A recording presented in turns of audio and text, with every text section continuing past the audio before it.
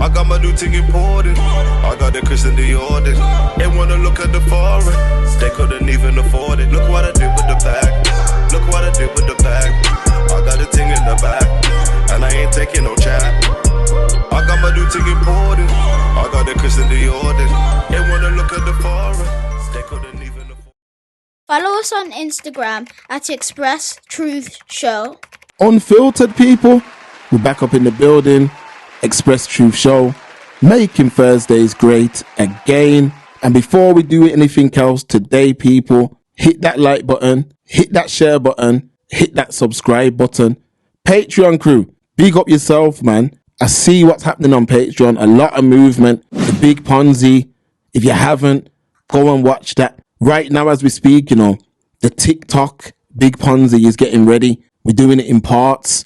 And people, we're rolling, We're rolling. So Patreons, if you haven't watched that, go over there and watch it. And if you have watched it, don't forget to hit the like button. There's new stories on the way. Shout out Free Lions. I'm going to get back to you on that V-Note because I know you got a story there as well. So we'll get into that most definitely because Free Lions gave us a story already, which was the one that I got the award for. Thank you again. And that was called Once Bitten. So we're coming back with another one most definitely. And we will get into it. Now, I wanted to come on here and just talk directly to the people, man. Because people seem to be getting comments made on the show misconstrued. Like, people are really starting to take things very personal on the show. So I want to start this off by saying this. People, this is what you call a modern day forum. Yeah? I'm bringing you this. I keep saying me, apologies, man. We are bringing you this content, talking about things that may be uncomfortable. There's a lot of topics that are very uncomfortable.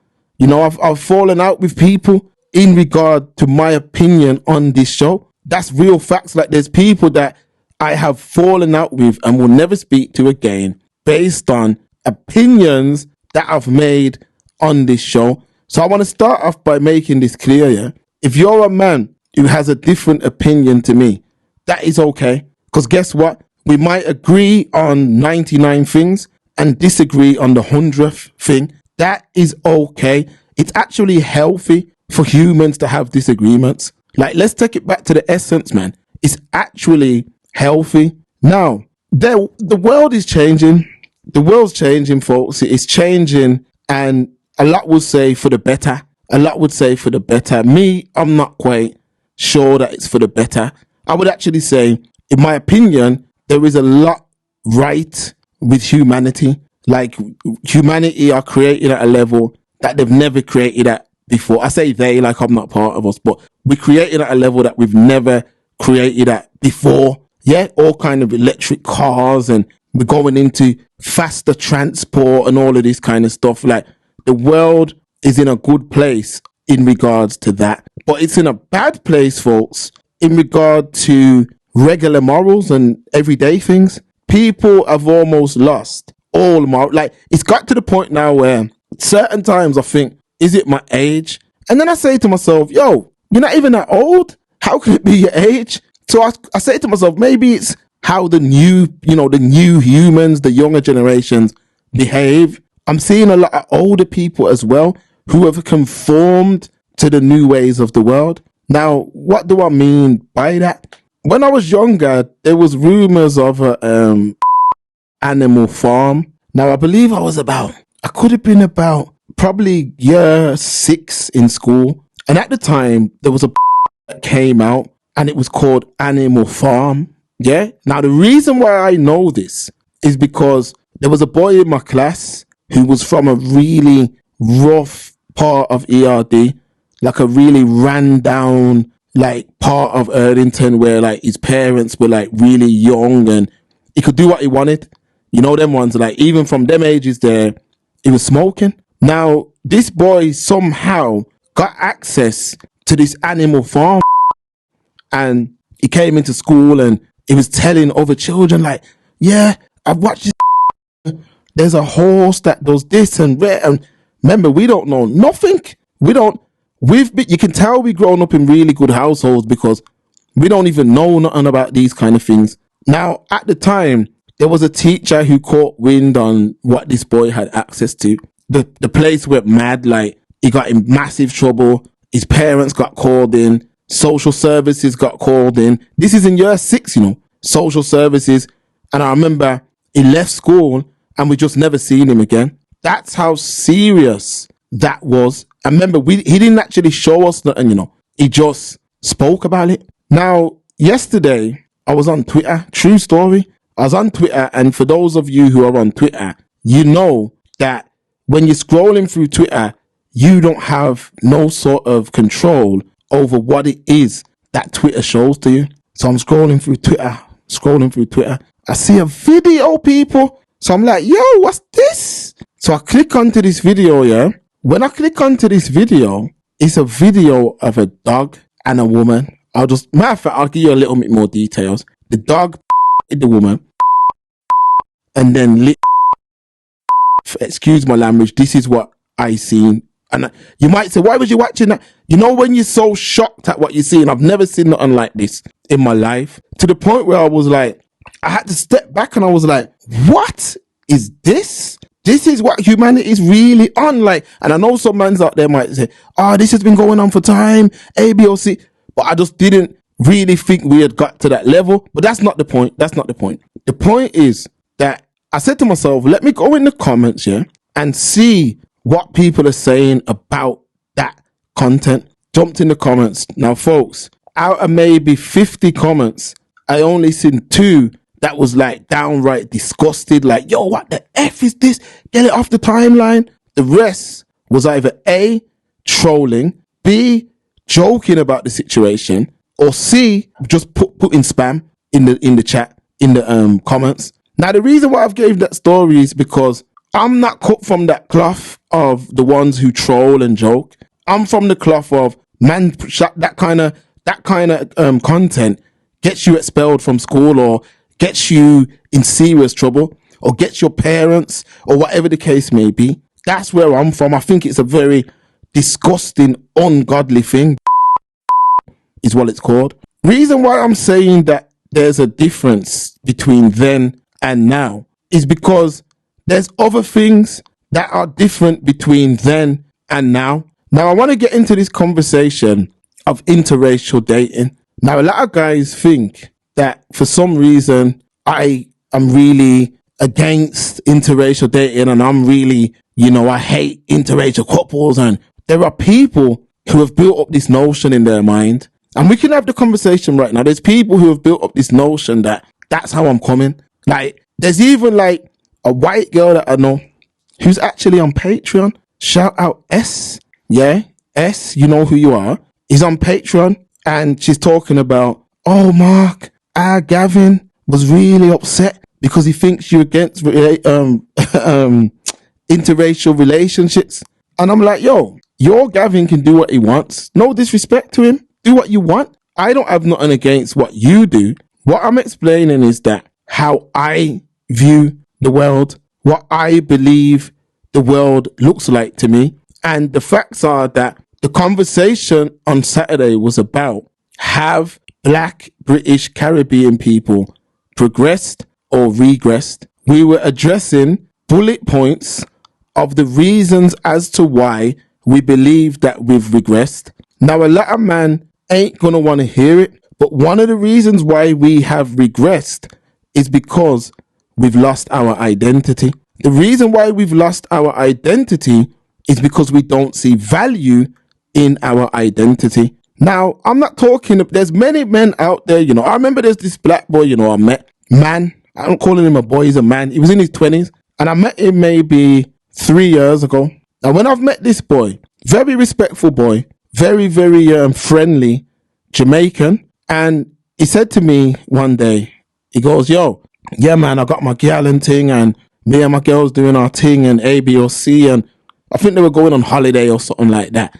And he was like saying, yeah, man, I just love my gal and A, B, or C, all the rest of it. Anyway, when he's back at his phone, it's him and like this white girl. So I'm like, yeah, man, proper thing like that. Just left it like that. So after he started listening to the show and things like that, he comes up to me one day and he's like, yo, you only like black. I said, yo, the way how you've said that, it almost seems like you're not black. You know what I mean? Like, you get what I'm saying? Like, the way how you've said it is almost like you're saying like you've separated yourself from black women or something. So the brother's like, nah, it's not even that A, B, or C. So I said, furthermore, yeah, you're right still. I only like black women, you know. That's a fact. So he's like, yo, yeah, man, because it's not even that, you know. I'm just not into A, B, or C. I don't want to go into the talking points. So I said, yo, your mind's been conditioned in it. But it's all good though, because it is what it is. Just be happy and do you. But your mind's been conditioned. So what my whole thing is this, people. A lot of men who feel that way, there's no problem. Just like that boxer, O'Hara Davies, yeah. A couple of years ago, my man came out and said some derogatory comments towards black women. Now, the reason why he did that is because he felt that it was necessary to do that. Like, a lot of these men feel the need to group all these women and put all these stereotypical things over them. Now, at the time, I never really I know that my man's definitely he's definitely on the spectrum. Like, you can just see that. But I never really understood why a man who's cut from, you know, our cloth, being it's a black man, needs to publicly disrespect our women to kind of get validation from other races.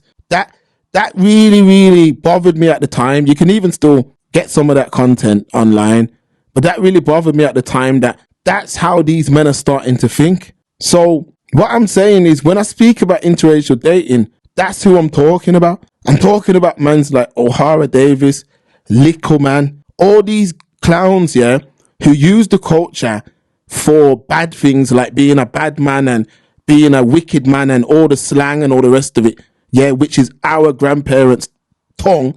It's our grandparents' tongue, patois, yeah. Them kind of brothers latch onto everything but what really matters. That's it.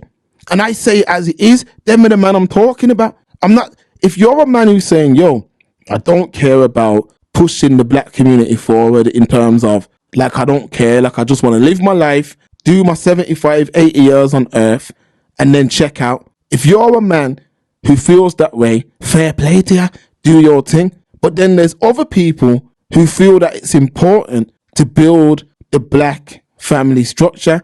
I'm one of them people. Now, I'm not saying that you're wrong for you not doing that. Like, you do you. Like, we've both got our time on earth. I want to push forward our family structure because I believe that most of the problems started within the black communities when we lost our identity. That's a fact. And we lost the family structure.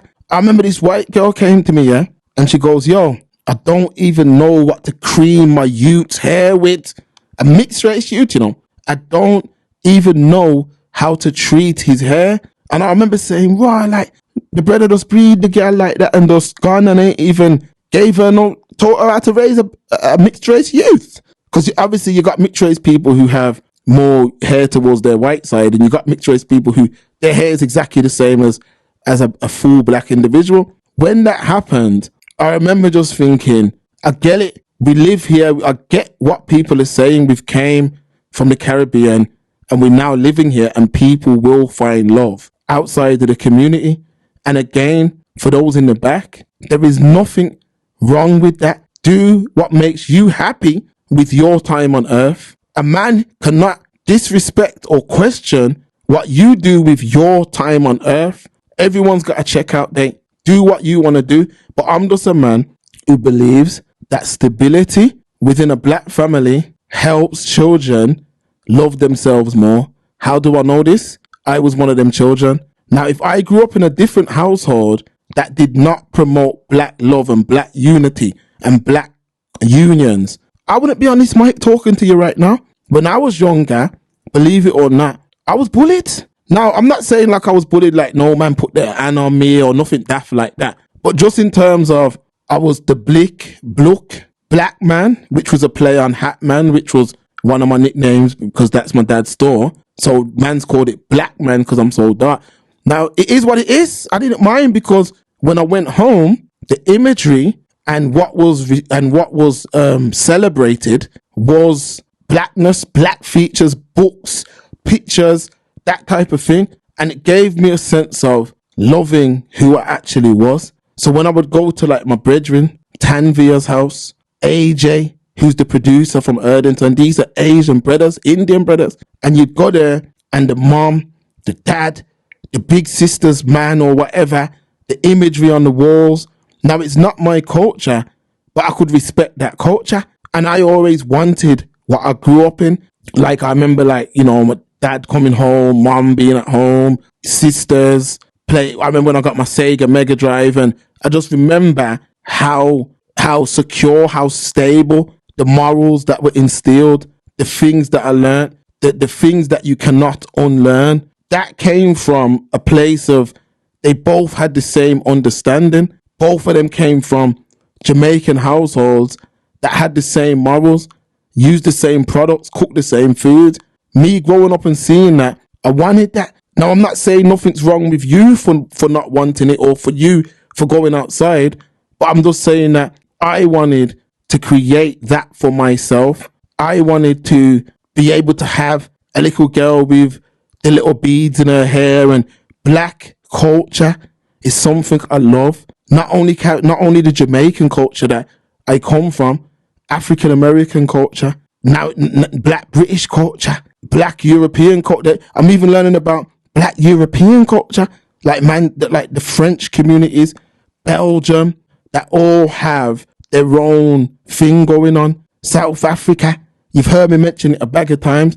They got their own thing going on, and I just wanted something that, you know, what I come from, to build with what I come from.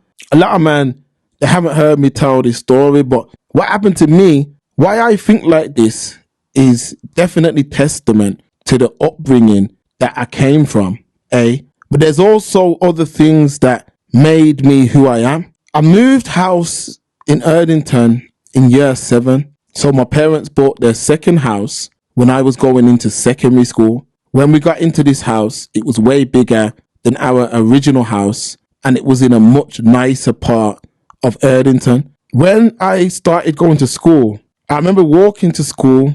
The very first day of year 7, I was told the bus routes, and that was it. You was on your own. That's just how it was back in those days. I remember walking up the hill to school, and there was a girl, and this girl, it was a white girl, and I believe she was, I think she was Mediterranean, you know. I think she was Mediterranean, like, because she had like an olive skin. Now, this girl, when I first met her, like, it was just a thing like, we both live in the same area. So it was a situation where I'm completely innocent, you know, just not, don't get it twisted. I know that I'm black and I understand all of that stuff, but I'm not looking at any kind of, you know, there's no funny behavior, nothing, it's just a situation where she was a friend, like a real friend, nothing more than that. Like we used to borrow each other DVDs and videos and whatever. This one day, we're walking to school together. Matter of fact, sorry people, I've skipped over a lot of that. What happened was,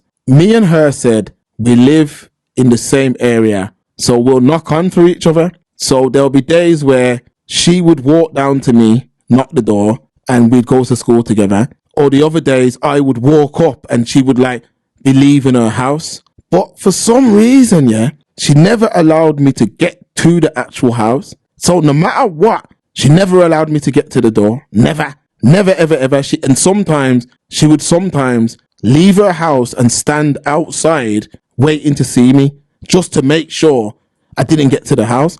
Now for me, I'm like, why does she do that? But I'm not thinking nothing of it. Now there was a time in the holidays where she borrowed me, or I borrowed her, it was one or the other, a DVD. The DVD was called The Wedding Singer. I remember it like it was yesterday. So she's borrowed me this DVD, I've watched it, and I forgot to give it her back, but we had holidays. So I said, you know what? I don't want to keep onto her DVD for longer than necessary, because she might not borrow me another one, or whatever the situation was. So I've gone to the house and I've knocked the door. Now, when I've knocked the door, it could have been, we're talking a long time ago, so it could have even been, no, it was the holidays, because I've told the story before and I said it was a school day, but it was the holidays. Now, I knocked the door, and when I've knocked the door, the dad opened it. Now, people, I'm in year 7, you know, I'm a young child, man. This man opened the door, how he looked at me, it was like a look of like disgust. You know, like if looks could kill. It was almost like he was fuming. Like he was absolutely fuming. So I remember she came to the door and I was like, I need to give her back her DVD. And she come to the door to try and get it. And he like grabbed it out of my hand and told her to go back in. And then he slammed the door. Now, when school started back, I've walked up. I'm like, where is she?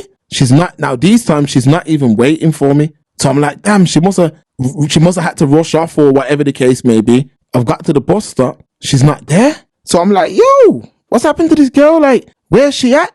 Now, remember, this is my friend, you know, people. This ain't there's not nothing. This is an absolute friend that literally was just my homie, like, cool girl. Now, I got to school, and in school, you know, I'm around all the black people and all that, and she's around her folks. But I've shouted her at playtime. I'm like, yo, what's happening, man? Why didn't you come walk up to school with me today? And she was like, yeah, my dad said I'm not allowed to walk up to school with you.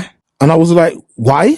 She was like, he just said, you know, you're not allowed to walk to school with you. Like, so that I can't walk to school with you no more. Now, people, as a big man, I can still remember how it felt, but imagine just not doing anything wrong and just being told you can't be around a certain person. Just, you never done nothing wrong. It was your friend. You were children. You were innocent. I actually came from a good family who lived in the same area as him. So it wasn't even like my parents had good jobs. We were traveling. Things was okay from on a surface level. Like, there was nothing that he seen or there was no reason for him to behave that way. But what it did is it created like a mental thing for me where from that point I was like, you know what? Yeah. You see, like, I'd never want to feel like that again. You know, them ones, like, I remember just thinking like, I never want to feel like that again, ever in life. Like, I just don't want to go through that type of feeling of someone disliking me for nothing. At the time, it was something that I didn't even repeat to no one. I just held it. I just said, you know what? This is what it is. This is how it is. I have to just accept it. You know what I mean? Like, it was my friend, but I gotta accept the fact that her people don't like me. And I come to find out, it was based on the fact that, and I don't even like verbalizing it, but it was based on the fact that I was black. So from that point, I remember saying, this was just a friend. All this is a friend. She wasn't any love interest, anything like that. It was just a friend. So based on that, I said moving forward, from that moment, I don't and I won't look for love outside of people that look like me. And then I took it even a step further. People that was from originally my island as well. Now, the reason why I did that is because I thought at least they're not going to judge me based off of my appearance. And that was the main thing for me. That was a real big thing for me. Because I was like, I don't want to no longer be judged. I've got enough issues that I know I'm going to have to face in the world. And I don't want to be judged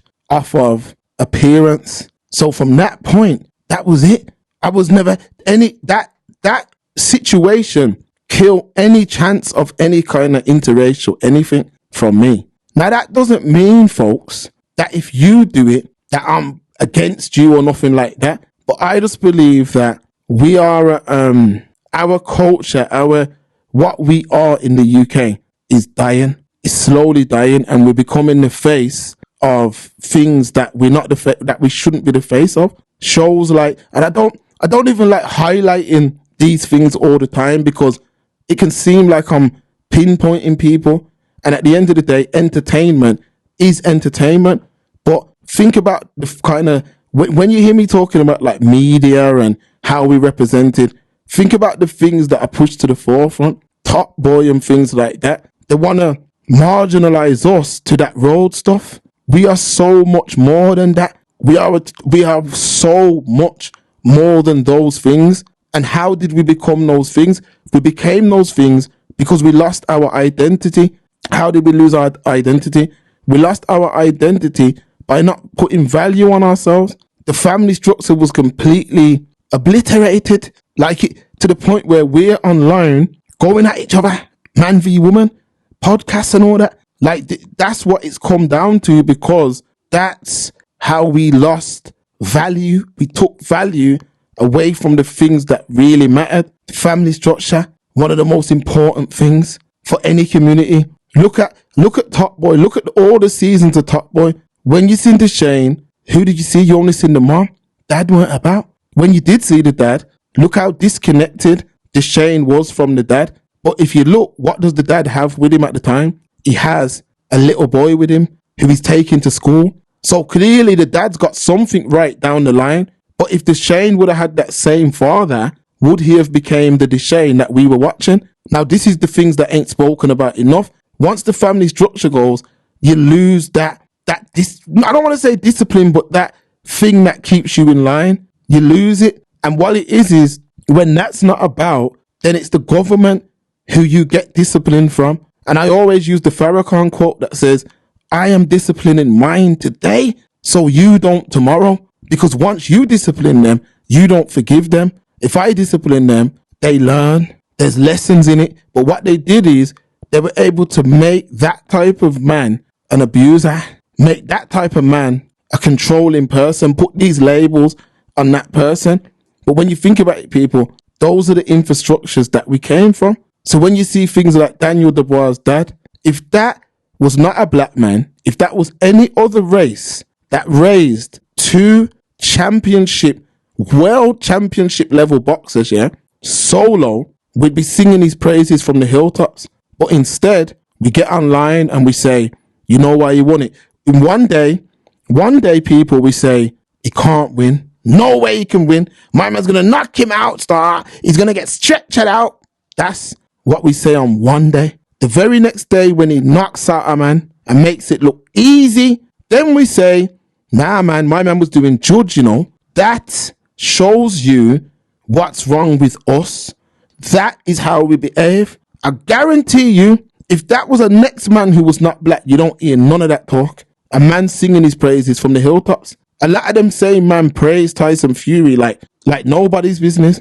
And this is the biggest idiot that's been in boxing for years. So I don't understand why we like that. But we like that because people don't value themselves. And we don't value ourselves because we've lost what it is that made us value ourselves. So when I'm talking about interracial dating, I'm not attacking anyone. People need to get that in their head. I'm solely talking about the issues that have damaged us and the things that have helped slow us down. That's just a reality. That's just the reality of the situation. You live your life how you want to live your life, and the next man will live his life the way he wants to live his life. What would I look like talking about our community and how do we push forward and how do we do this? And then I'm not even, creating life or marrying or finding love within our community. What would I look like? So what would I look like? This is what I'm saying. But even down to a lot of my mixed race friends,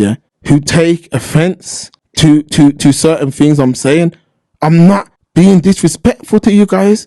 I'm just saying that don't allow the system to play their tricks. And what they're doing is they'll use a mixed race person who's famous and they'll label them as black. Now, I'll explain to you why it is that I say this. When I was younger, I remember they used to do this quiz. It was like a real fast, 60-second quiz. And in this quiz, you would need to answer questions. So the questions would be like football or rugby, football, potato or yam, potato, Yorkshire pudding or dumpling, Yorkshire pudding. You know what I mean? Those were the questions that they would frame. Now, the reason why they were asking these questions, is because it was almost like a cultural allegiance. So I remember they pulled in Melanie B, and everything that she said, every answer she gave was the opposite to the black cultured things. And I couldn't believe that no one else could see this. So it would be like Yorkshire pudding or dumpling, Yorkshire pudding. So everything was like what wasn't the black thing. So I remember looking at that and saying, wow, why is this idiot on our TV? And they're calling her black and that. What you doing? And she don't even love our food. Never mind nothing else. Then I seen the same thing with David. Hey, another mixed race done. And same thing. Then if you check all his girl, them he don't care about building no black. And that's fine. This is what I'm saying. That is absolutely fine. But please don't label him as that then. Now, if it's a Chris Eubank Sr., he's black. So label him as that and let him show that is a, I don't want to really disrespect a man, but let him show who he is. You know what I mean? Let him show what he's on. Now, I remember watching a special about, well, it wasn't a special, but man, we're talking about like sons of boxers. Eubank Jr., mixed race brother. Conor Ben, mixed race brother. Campbell Hatton, spitting image of his dad. Now, I'm not saying nothing's wrong, but it just shows you that we mix at a higher rate. Why is that? The question needs to be answered. Don't be defensive. Answer the question. Why is it that them two boxers, yeah, who were making bread at the time, famous at the time, they couldn't find a black woman? Now, I'm not saying nothing about, is their preference or not.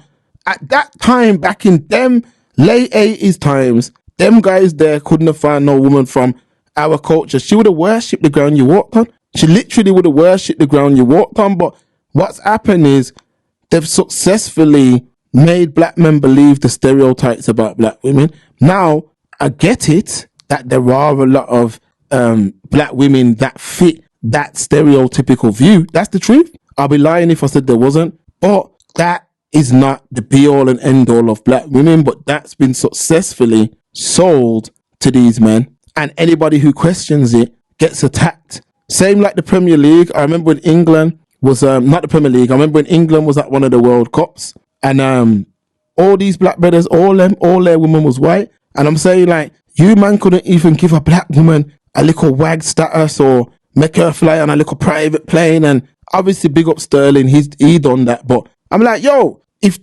you switch it round to where the England team were exclusively dating outside, somebody would ask the question. Doesn't mean they're attacking them, you know. But somebody would say like, yo, don't these men find love within the black world? Like, think about it. Like, Rashford, these men are making all 200 clap every week. That money's coming straight outside of the community. Straight outside, because I can tell you this, your woman is at the helm, innit? When it comes to money, your woman influences your decisions when it comes to money. I'm talking about your wife, a woman that you live with and that you build with.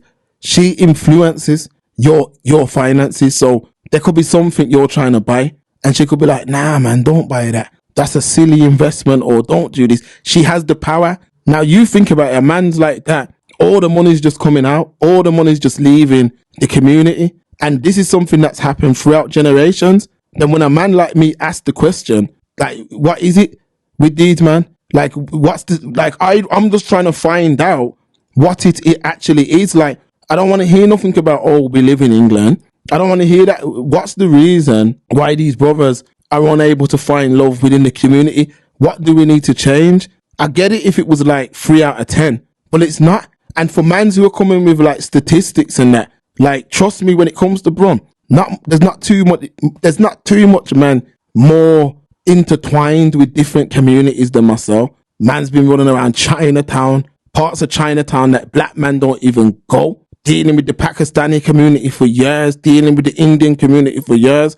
And the facts are, the majority find love within. I'm not saying there are a few that mix, but they find love within. Now, I get it. Religion plays a big part within those communities, but it just means something to those communities at the same time. Whereas a lot of men are coming from full black families, black mother, black father, and completely finding love elsewhere. Now, me asking that question, I don't know why people are offended. I just don't know. Like, for me, like, there's not naturally, it's mandatory to me. Like, I just love like thick set black women. That's natural to me. Natural. There's not nothing you can do about it. Like, it's natural. So I'm just wondering what was different for me that wasn't different for other men, why other men don't really or are unable to find love within the community. And the facts are, people, you know I'm not lying, because even when you go back to that throwback episode, which was 10 years ago, I was trying to get the answer to these questions. And I don't want to hear nothing about no man are growing up in only white zones, because the facts are, I grew up in only white zones. I said it the other day on the stream, take my school photo, yeah. it's just this one black face out of all these. Like, they didn't even have the proper lighting for me. You get what I'm saying? Now, I'm not saying they had to, because in them days it was few and far between, but I'm saying they didn't even have the proper lighting. So I'm showing you that if there was any reality to what these men are saying, I should have been checking white again. My youth should be mixed race. That's not true.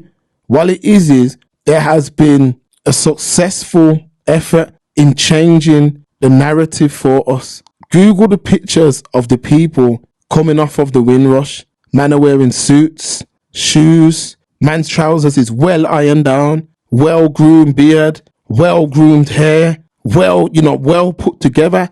Those things went.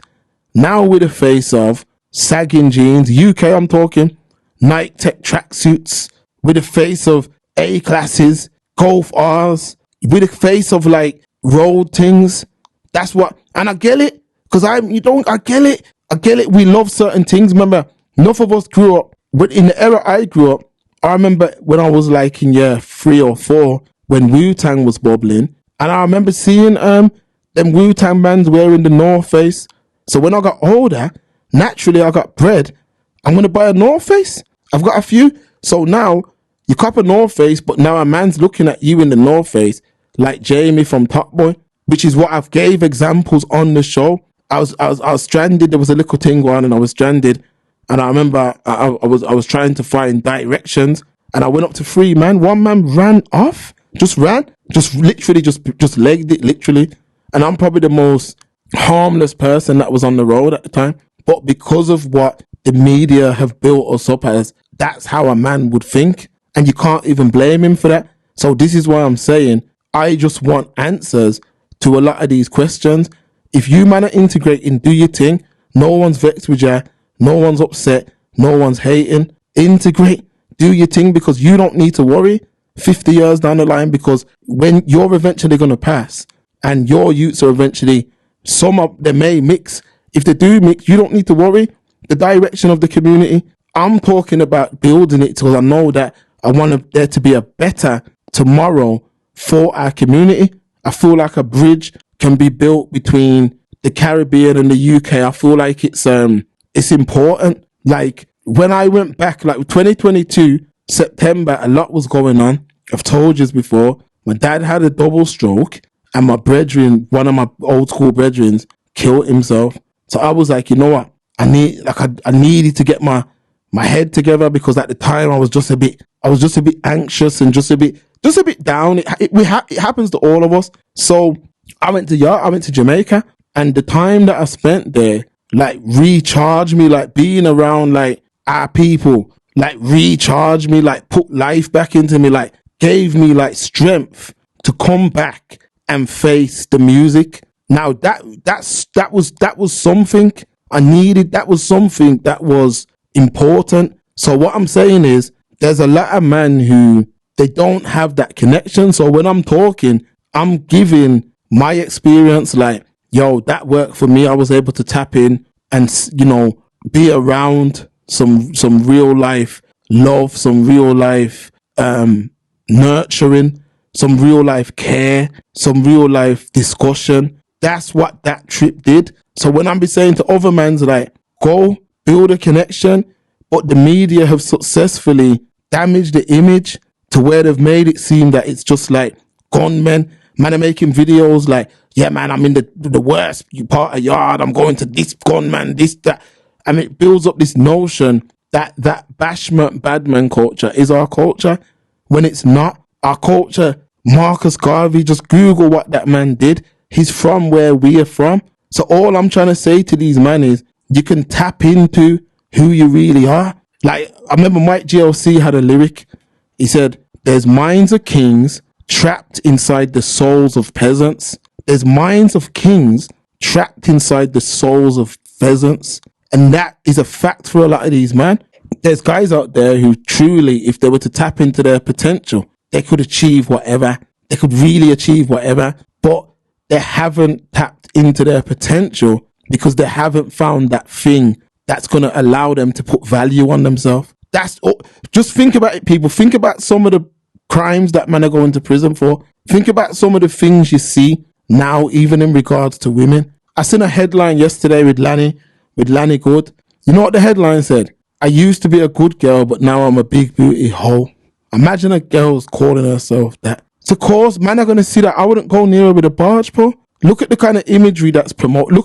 Look at what's promoted. Look at that. So a man's going to be like, yo, I want to be with no girl like that. But that don't represent black women. That's just someone who is a clout chaser, who wants to be seen and wants to be heard. And them kind of people have got a mic, they've got a voice. So when I come on this podcast, all I'm trying to say to man is tap into your potential. You can do this, man. You're not these things that they're saying you are. You can do it. You can genuinely tap into who you're supposed to be. And for me, the fact is the family structure played a major part. I'm not saying it was the only part, but it played a major part. It played a major part, people, when it's done right. And what I mean by that is the black family structure. So to end this, I just want to say this. Again, I have zero against a man who wants to integrate and do what it is that he wants to do. I have zero problem. But my whole thing is pushing the black, British, Caribbean community forward. One way of doing that is valuing each other, loving each other, marrying each other, building each other up. That's one way to do that. And I'm not going to apologize for that. So whether you're white, mixed, Indian, whatever it is, and you like this show, just understand that the black family structure is very important to me. And it's been important to me my whole life. And I'm not attacking you, man, but I'm just telling you the facts that I personally believe that that's one of the reasons we lost our identity. And that's it, man. It's Unfiltered, people. Express Truth Show. Making Thursdays great again. Hit that like button. Hit that share button. Hit that subscribe button, man. We're gone, people.